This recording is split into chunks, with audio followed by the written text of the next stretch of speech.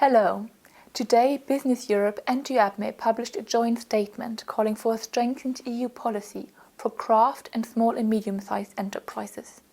With me today, Markus Beirer, Director General of Business Europe, and Peter Foros, Secretary General of UEAPME, the European Association of Craft, Small and Medium-Sized Enterprises.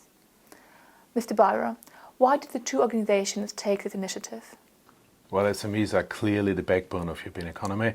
2 out of 3 jobs are provided by SMEs, and therefore it's very important that the European Union has a distinguished SME policy and is also energizing the SME policies of its member states.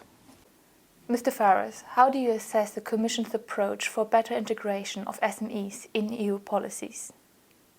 Both organizations support the Commission's policy line to integrate SME elements into sectoral and horizontal policies. However, in doing so, the Commission also has to apply the agreed principles of the Small Business Act. And these are think small first, because more than 99% of our business are SMEs. You have to apply the SME test in impact assessments, and you have to early consult business organizations when making new proposals. Mr. Beirer, what should be the priorities for a horizontal European SME policy?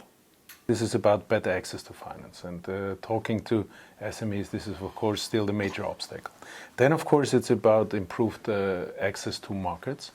And this means before everything the European single market, and insofar we need to improve the situation and the possibility to act cross-border within the European Union.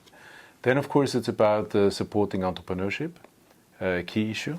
Then of course it's about cutting red tape. This is important for all sizes of companies, but of course for SMEs even more than for all other kinds of companies, because proportionally red tape is more heavy on SMEs than on other companies. And last but not least, it's of course about eliminating skills shortages. SMEs are very depending in finding the right skills at an appropriate moment in order to be able to build upon their strengths and providing for the jobs we need. Mr. Foros, what are your propositions to improve access to skills and to finance?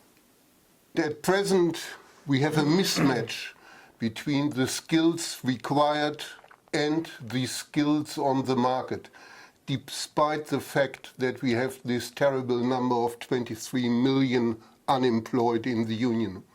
And therefore, vocational training and work-based learning has to remain and become the number 1 priority in EU policy. SMEs often face difficulties accessing bank credits. Mr. Beirer, what should be done to develop alternative finance sources? Well, first of all, we must not forget that SMEs will continue to depend on bank credits. Therefore, we need to make sure that all rules are applied on the basis of strict proportionality in order to make sure that they have access to bank credits. At the same time, they will need extra sources, other sources. This can be equity, this can be crowdfunding. This is alternative funding methods which we will have to provide for them in order to make them less dependent on the situation we are currently having. Mr. Foros, what will be the next communication actions regarding the joint statement?